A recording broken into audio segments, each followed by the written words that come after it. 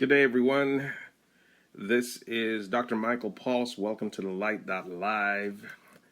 This is going to be another great show. I want to thank the facilitator in his absence once again for allowing me the opportunity to sit in for him. I want to thank the Light.Live for this platform. I also want to thank my sponsor, healthiersolutions.com, for giving me the resources to be able to broadcast to you today. Ladies and gentlemen, I want to take an opportunity to really talk to you about a subject today that's near and dear to my heart. So if you guys have been following this program for any period of time, you will know that over the course of the past couple of months, we have been pretty much undercover. We really haven't said a whole lot about what was going on, but I do want to take the time today to really address some of the core components of what's been going on in the background and why it's important and why it's pivotal for not just Black America, but America in general and the world to understand exactly what we've been dealing with. So I'm gonna open by saying that when I talk about a monumental project, I'm talking about something that has the capacity to change the lives of a lot of people. Okay.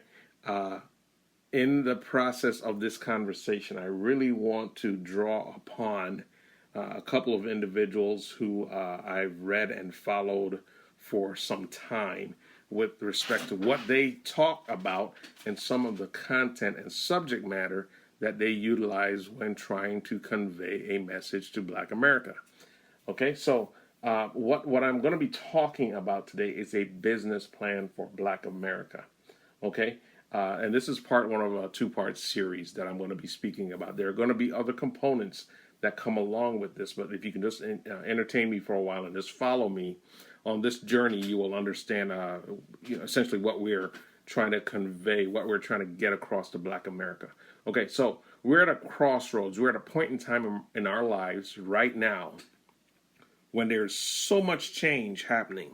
There's so many significant events taking place. The pandemic, inflation, rising food costs, the cost of living just basically being priced out of the market. We are at a point in time right now where climate change is really putting us at a serious crossroads. We have people that are leaving certain parts of the United States, relocating to other parts of the United States, and driving, because of that demand, it's driving housing costs up. Okay. In the process of this, we have a couple of things that we need to deal with from both an economic and a political perspective. Okay, so from a political perspective, we have record apartment complex growth. We also have record housing growth, specifically in the state of Georgia, but also in the Southeast in general. This great migration that's taking place. Okay, so what's causing all of this? We've created an economical engine in the Southeast where we have taken some of the capacity from different ports in the United States and we've moved those to the East and Southeast. Okay, so when we started seeing some of the supply chain slowdowns across the United States, we saw ships that were actually outside of port that couldn't come in. We couldn't get the goods off of those ships quickly enough. Here in the East, in the state of Georgia, we remained open in some respects. We really didn't have a significant shutdown when COVID hit. The port of Savannah actually saw an increase in traffic. To offset some of that increase in traffic, because the port of Savannah only had so much capacity, we had to overflow some of that port traffic to the port of Mobile. Okay, what it has caused in the state of Georgia is an influx of tractor trailer supply chain traffic that's going to feed the north and south corridor and the east and west corridor across those two ports. And what do those two ports supply? Traffic up and down two major interstates in the state of Georgia. I'm talking about I-75, which comes out of Florida and heads northwest to Tennessee, and I'm talking about I-85 that comes out of the Port of Mobile and heads up through the city of Atlanta, heading northeast through South Carolina and North Carolina. Okay, so we have had significant growth in business and commerce through the state of Georgia. What that has caused, however, with this housing growth is gridlock. We can't build schools quick enough for the growth that's actually happening in our state. We can't build all the other core infrastructure quickly enough for all of the growth that is happening in our state, much less actually having the water supply and all of these other necessary infrastructure pieces in place for that to actually occur. So the growth is fine. It's producing record jobs. It's producing record needs for housing and all of these different things. However, in the process of all of this, we are dealing with a couple of systemic issues that are going to impact Black people. Okay, when we're talking about housing in general, okay, and the cost of housing actually being priced so high that the average person cannot afford to buy a house in the state of Georgia, you're going to see an increase in apartment rentals. So there are apartments popping up all over the place, left and right. Some of them are being knocked down in favor of creating new apartment complexes. And while the rental rates are cheaper, the average family has got to deal with the consequences of dwelling in an apartment. You don't get the tax write-offs that you would owning a house. You wouldn't get a couple of other things that you would as a homeowner. You don't get a lot of those deductions. And as a result of all of those things, what you end up seeing is those individuals really at a crossroads, at a point in time in their lives where they have to really determine what's best for their families. We suffer from less a lower disposable income. Okay, so what the facilitator and I have been working on is we've been working on a project, and that project basically deals with the technology of the future. Okay, so when we're talking about the technology of the future, we're talking about the industry of the future. For a long time, we've heard current and presidents past talk about our need to migrate towards the technologies of the future. The first time I heard about this was back in the 1990s at the end of the Clinton administration. We invented the internet, okay? We commercialized the internet. Let's put it that way. The internet basically was created for the army as a mode of communication. But when it became commercialized, we got to the point here in the United States where we had to put together a workforce to be able to deal with that new technology when it actually came into being. So much so that we did not have enough people here in the United States to learn that new technology and work in that industry. So we ended up having to import labor from other countries to fill the void where that work existed. A lot of high-paying jobs, and we imported a lot of that labor from China, a lot of that labor from India, and some other Pacific nations, okay? Some from Europe, okay? Some from the former Soviet Union, some of the other countries outlying what we call Russia today. So everybody and their uncle jumped on the bandwagon, became technically proficient. And those that actually acquired jobs in those fields reap the rewards of very good incomes, okay? So here we are, 2022. So I was talking from 1998 to 2022, okay?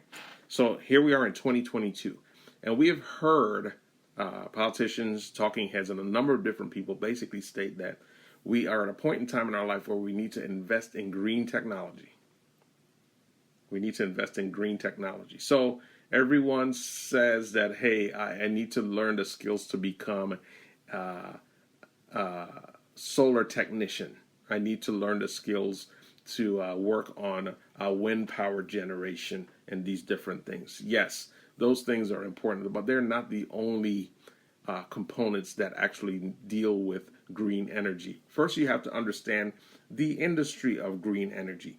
Green energy is just not something that is relegated or compressed into that small sector that deals with power generation from solar and wind, okay?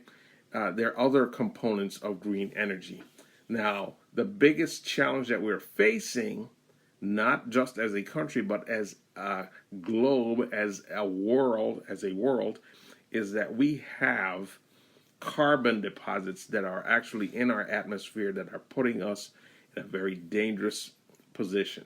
Okay, we have carbon deposits by virtue of industrial releases into the atmosphere. The very cars that we drive emitting substances and gases and items that actually cause negative effects. We have building construction taking place in such a manner that we are chopping down trees. So the trees that actually feed off of the carbon, carbon dioxide, that release oxygen back into the air, we have an imbalance, and it's starting to get worse.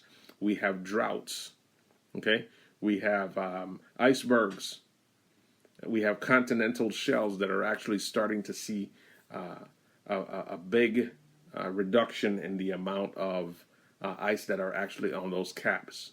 Okay, we have fossilized animals that are starting to surface that have been frozen for decades, centuries, for that matter, and we're starting to see all of these things manifest right now. So when we're talking about green jobs, we're talking about employing people in an industry where they can actually see the benefits of us being able to turn waste material into consumable products. Okay? Everyone thinks as though electric vehicles is the way of the future. It's one answer. But I could tell you this much. We're going to get to a point in time where we do not have enough lithium to supply the needs for all of those vehicles. Just like we have a fuel shortage today as a result of the Ukraine war, we're going to run into a situation where the number of charging stations necessary for the electric vehicles, we might have a shortage if we produce more vehicles than we actually have charging stations. And mind you, you can charge these things in your home, but electric vehicles are not a be-all, end-all solution, especially for people who actually travel long distances. So let's take that into consideration. Now, when we talk about jobs of the future, we are talking about an industry that is using materials right now to harvest waste and turn that waste into energy, thus reducing our carbon footprint in the United States.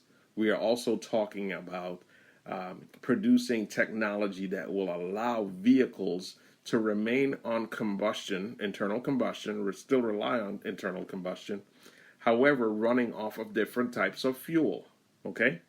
That fuel being hydrogen, okay? We heard this back several election cycles ago. I believe Hillary Clinton was one of the first candidates that really spoke about it. And a lot of people basically, swept it under the carpet because they were like, what is she talking about? I am not getting away from my gas-powered vehicle. Ladies and gentlemen, we are facing a point in time in our lives right now where we really need to think about the future that we're going to leave for our children. Okay? So yes, we have to do something about this crisis. So, we've been working, we've embarked upon this initiative with a couple of companies, right? And what we have been doing is we have been working side by side with them to produce an apparatus that's going to actually allow us as a group of people to put a construct in place that will help secure a future for Black Americans in this space. Okay, let me say that again. We are putting the apparatus together to create a construct that will allow Black Americans to become employed and own businesses working in this space, in this industry. Okay, so I'm not going to delve too much into that situation right now, but I will say this much. Let me draw upon comments by two individuals again, Dr. Claude Anderson and Frederick Douglass. Frederick Douglass, and I'm not going to quote him verbatim here, but he basically stated in one of his writings, several over the course of the time that he lived here, he actually had some writings where he basically said that the wealth of Black Americans is very much dependent upon our individual abilities and collective abilities to work in industries, but not just work in those industries, but to own industries. Okay? So just as we had in days of old when there was black labor utilized to create white wealth, picking cotton and a number of different commodities and industries and so on and so forth, we have to approach and move in the same direction, allowing us to be owners of industries, owners of companies. Okay, I think parallel to Frederick Douglass, Dr. Claude Anderson talks about the same thing. He wants us to be in a position. He wants to foresee us being in a position where we have the ability to not just work for other people, but own a piece of America, own the industries that we're working in. So we have a couple of well-known black companies across the United States that have done very well. Okay, however, when it comes to sharing that wealth and actually imploring and utilizing some of that capital to generate additional wealth for other blacks, that has been an issue. Now, this is something that Frederick Douglass talked about as well. Frederick Douglass basically said that he saw that there was a variance in the way of thinking between northern blacks and southern blacks. Okay? And I don't want to get into the details of this because in some respects I had to sit there and I had to really think about it. But the truth of the matter is what he said, and I've personally observed in the course of time that I've been living here. But let me just say this. He also made comment that more than anything else, as we construct this business plan for Black America, okay, we need a captain. We need somebody not just to talk about the problem, but to help formulate the solution to this problem. So let's think about that for just a brief moment. So we are talking about putting together a business plan for Black America. And what does that consist of? That consists of a program where we are addressing the 7 areas that are very important to Black Americans in general. Okay, those 7 areas that impact Black America are the economic structure in Black America. Okay, the economic structure. Okay, we're talking about having economic equity. Okay, we were promised 40 acres and a mule. We were promised we never got that. So the economic structure. Okay, we're talking about education. The educational structure in Black America. Okay, the educational structure specifically speaks to our ability to educate our folks, those from disadvantaged areas, inner cities, on the same scale, giving them the same resources, the same opportunities as we do students in other areas. But not just the students in the inner city. We have Black Americans in a lot of rural areas that can benefit from investments in education, making sure that those individuals have the resources as well. Okay? So we're talking about those 2 things. Okay? We're also talking about another area. So we talked about economic, we talked about education. We also want to talk about the grant and aid. Okay? The grant and aid structure. I've talked about this once before. The grant and aid structure in America, and the COVID pandemic was a very good example of that. Okay? That grant and aid structure was such that when COVID aid came about, okay, less than 3% of Black America was actually able to take advantage of that aid and that money that came out. Okay, so there was if we're 15% of the population, explain to me how we only get 3% of the benefit. Okay, so let's just put that aside for just a second. Let's talk about healthcare. Healthcare is huge. Okay, healthcare. We all know that, and I think that the evidence is there, and you're going to see a little bit more about this coming out in the future.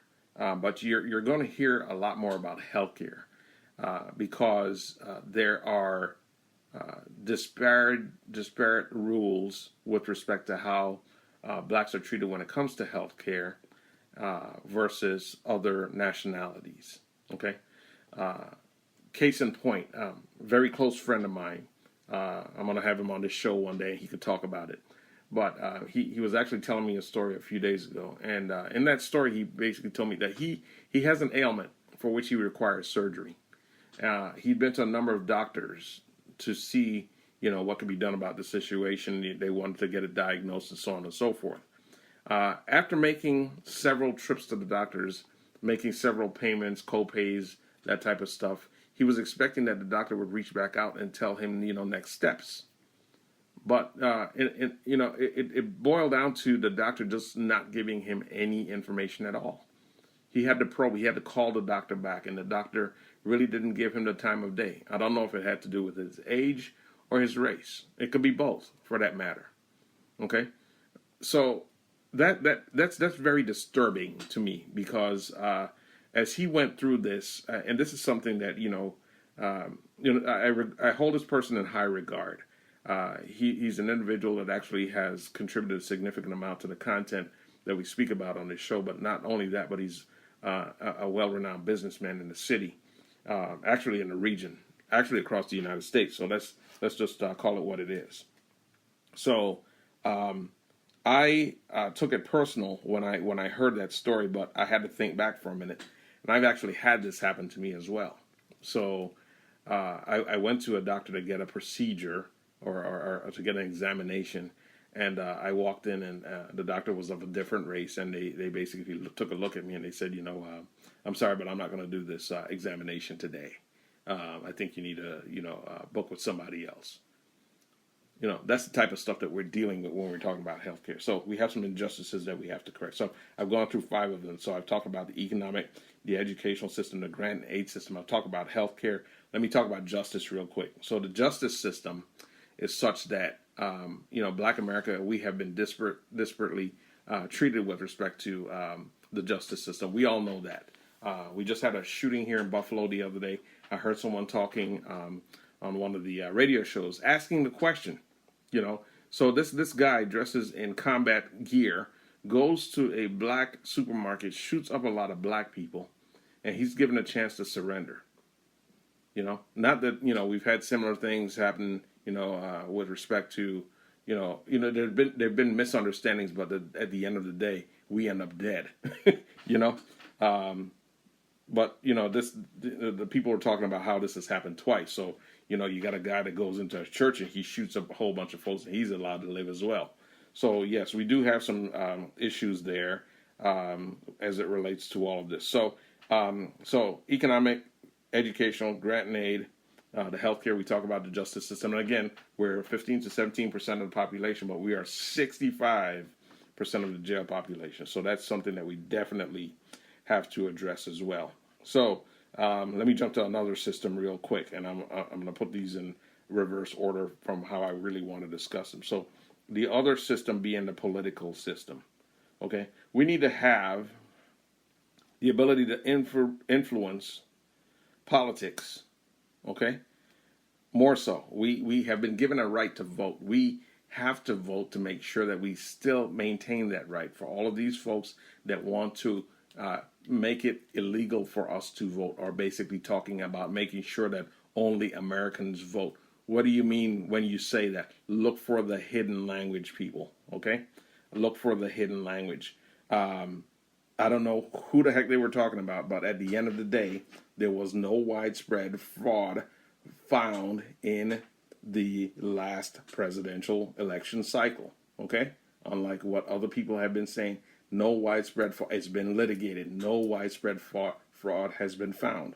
Okay? So we want to make sure that only Americans vote. Who are Americans? Let's ask them that question, okay? So we have to make sure that we have a voice in politics at the federal level, at the state level, at the county level, at the city level. Get involved, okay? The last piece that I really want to speak to with respect to an area that is very impactful to Black Americans is the media system, okay? The media system. Why am I saying this? We it's one thing for us to actually have our own media channel. It's another thing for us to be socially engineered by things that have been perpetrated in the media. We have this general idea right now that it's okay for us to go out there and I really can't stand seeing this happen. But women, y'all don't need to be pulling one another's weave. I'm gonna say it, okay? So the portrayal of Black women in society today is awful. And their husbands, their spouses, their partners, all of this stuff, what we see out there, a lot of that stuff is not necessarily real, okay? Now, I might sound a little bit old-fashioned, but it bothers me more so to see that we have, single women in this country. I would like to get our young men to the point where they stop running around shooting one another and get to the point where if they're going to make babies, actually start families. Okay, that's where we start making some progress in this area. So, I know I've only got like 3.5 minutes, but I'm going to start bringing this to a close. When we talk about a business plan for Black America, we're talking about our industrial ownership in careers and jobs of the future, industries of the future that matter, that will help us to be able to impact our economic systems, our educational systems, our grant and aid systems, our healthcare systems, our justice system, our political systems, and our media systems. I'm going to say that again real quick. We are putting a business plan for Black America in a manner that we are impactful in industries of the future and in such a manner that we can better impact our economic outcomes, our educational systems, grant and aid, healthcare, justice, political, and media input. Okay, so those are some of the areas that we're going to be impacting as a result of this. But when we start talking about this industry, I'm going to start taking you through a series of things over the next couple of calls that we have when we actually put forth this program. I'm going to start taking you more into detail about those components of this business plan. I'm not going to go into a whole lot of detail, understanding this is something that's going to be very difficult for a lot of us to absorb. Okay, we've been at this now for the greater part of, I'm going to say, 9 to 10 months, and in the course of this 9 to 10 months, we realize that it's a much bigger chunk of the pie, and it's a much big. We require so many more people and departments in government to bring this entire program together. It's very impactful. It's going to be something that we will be able to call our own. We're going to be addressing things, the educational piece. Let me just talk about that for a quick moment in the few seconds that I got left. The educational piece, when we talk about this, you ain't gonna have to worry about the federal government paying off your doggone student loans. We're going to put you in a work-based learning environment where you have the ability to earn your degree and work at the same time. Okay, so you won't have college debt when you're done.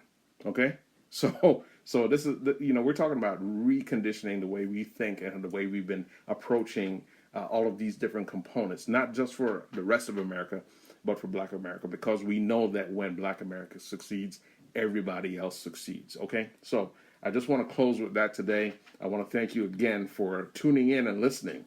Okay, so this is the Facilitator Show. This is Dr. Michael Paulus. I want to thank the Live for this forum, this platform to be able to speak to you today.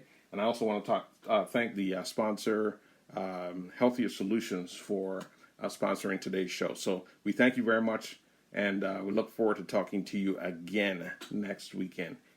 Next week. It's going to be a very good conversation. Continue listening in, spread the word, share this conversation with your friends. It is going to be life-changing, and as long as I have breath, I will make sure that it happens. God bless everyone.